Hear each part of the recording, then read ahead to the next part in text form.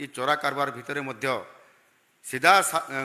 सीधासलख भाव में साधारण जनता जनजीवन को प्रभावित जोटा करुच्ची ताहा होउछि चोरा मदर अवैध कारबार। मु आगु कही आउ थे जोर देकर कहूँ चोरा मद कारबार विरुद्ध में सरकार शून्य सहनशीलता बा जीरो टॉलरेंस ये नीति अवलंबन करुछंती।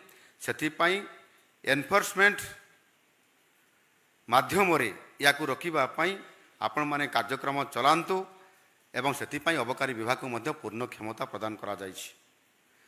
एवं एथिरे कौन सी प्रकार यदि कारबार न हुए अर्थात एनफोर्समेंट कार्यक्रम करा न जाए ताहले मु कहि देबा चाहे जे एथिरे जिल्लापाल माने आउ आरक्षी अधीक्षक माने निश्चित भाव दायी मध्य रहिबे।